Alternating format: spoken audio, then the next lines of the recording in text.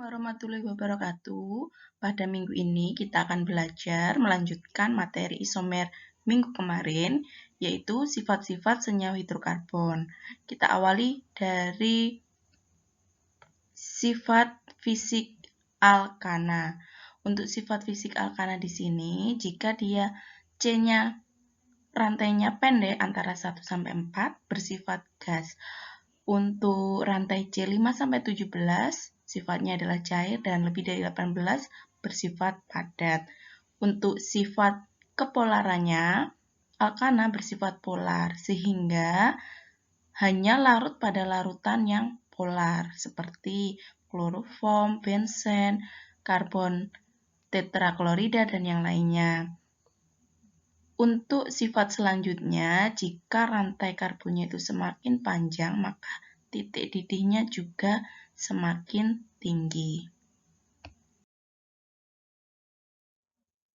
Selanjutnya adalah sifat senyawa hidrokarbon alkana, yaitu sifat kimia. Sifat yang pertama adalah reaksi pembakaran. Reaksi pembakaran alkana dengan oksigen akan menghasilkan karbohidrat dan air. Nah, contohnya metana.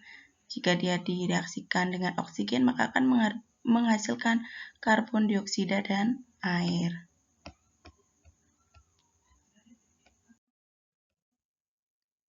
Selanjutnya, untuk sifat alkana selanjutnya adalah reaksi substitusi atau reaksi penggantian. Nah, di sini reaksi penggantian yang dimaksud adalah penggantian atom hidrogen oleh atom atau gugus yang lainnya. Maka juga sering dikenal reaksi hidrogenasi. Penggantian atom hidrogen pada alkana dengan atom halogen, bisa klor, bisa brom. Nah, contohnya seperti ini. Jadinya hidrogen di nomor 2, salah satunya ditukar dengan atom klor. Nah, jadinya 2 kloro, propana, dan HCl.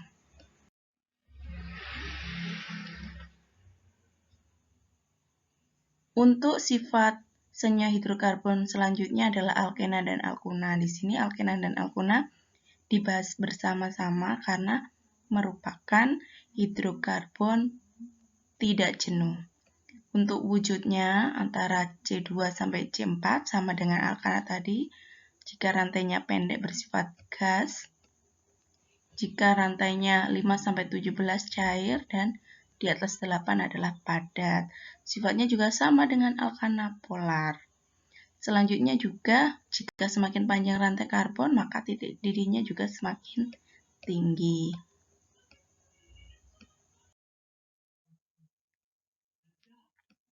Untuk sifat kimianya, yang pertama pembakaran. Jadinya sama dengan alkana.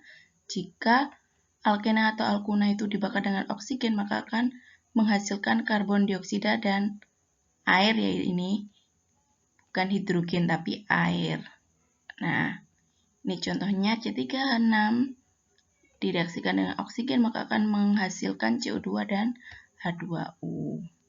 Atau alkuna, contoh alkuna C2H2 jika direaksikan dengan oksigen akan menghasilkan CO2 dan H2O. Ingat di kelas 10, jika reaksi pembakarannya sempurna, baik alkana, alkena atau alkuna, akan dihasilkan CO2 dan H2O. Jika dia reaksinya tidak sempurna, maka akan menghasilkan CO dan H2O. Untuk sifat kimianya, yang kedua adalah reaksi adisi atau reaksi pengubahan ikatan rangkap menjadi ikatan tunggal atau sering disebut reaksi pemutusan ikatan rangkap, baik ikatan rangkap 2 atau 3. Nah, biasanya yang dapat bereaksi dengan alkana atau alkuna itu bisa berupa gas hidrogen H2 atau halogen F2Cl2 Br2I2 atau asam halida, asam fluorida, asam klorida, asam bromida atau asam iodida. Nah, reaksinya bagaimana? Nah, di sini ada tokoh kimia yang terkenal yaitu Markovnikov. Dia menyatakan bahwa atom hidrogen dari asam akan terikat pada atom C yang berikatan rangkap yang memiliki atom H paling banyak. Ya, jadinya nanti kalau ada asam halida, HF atau HCl atau HBr atau HI, kan dia akan terputus. Nah, hanya ini akan lari pada C yang memiliki banyak atom hidrogen. Ya, sisanya klor atau brom atau iodin akan masuk ke atom C yang sedikit memiliki atom H. Nah, langsung saja ya contohnya seperti ini. Reaksi adisi alkena. Contohnya ini ya. Nah, ini untuk C1, 2, 3. Nah, ini ya. Ini sudah dinomori C1 dan C2. Awalnya adalah ikatan rangkap 2 karena alkena. Direaksikan dengan asam klorida. Jadi ikatan rangkap 2-nya di sini putus, HCl di sini juga putus.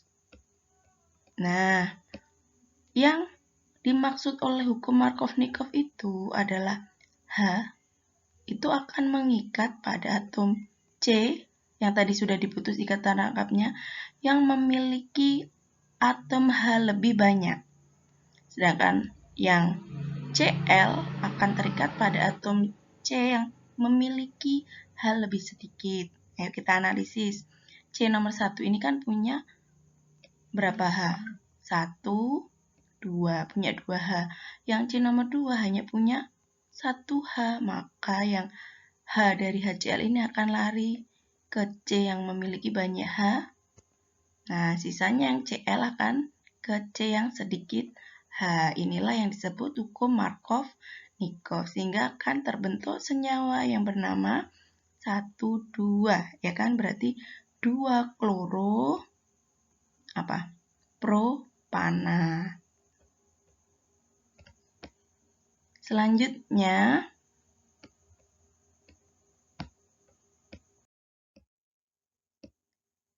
adalah sifat kimia reaksi eliminasi. Nah, di sini kebalikannya dari reaksi adisi tadi. Adisi adalah pemutusan ikatan rangkap, kalau eliminasi dia pembentukan ikatan rangkap. Nah, biasanya di sini adalah reaksi seperti dehidrogenasi. Namanya D kan melepas, hidrogenasi, hidrogen berarti pelepasan hidrogen. Contohnya bagaimana? Nah, menggunakan katalis dari nikel 2+, maka di sini pelepasan hidrogen. Jadi hidrogen yang ada di sini lepas dan yang ada di sini lepas. Sehingga masing-masing memiliki kelebihan satu ikatan yang tidak ada yang diikat. Nah, maka dia akan bergabung menjadi ikatan rangkap 2. Berarti sisanya ada hidrogen yang terlepas. Seperti itu. Nah, namanya sekarang jadinya 1 propena. Jadi 2 propana akan bisa menjadi kok 2 propana ya? Normal propana akan menjadi 1 propena, ya, karena melepaskan atom hidrogen. Atau di sini reaksi antara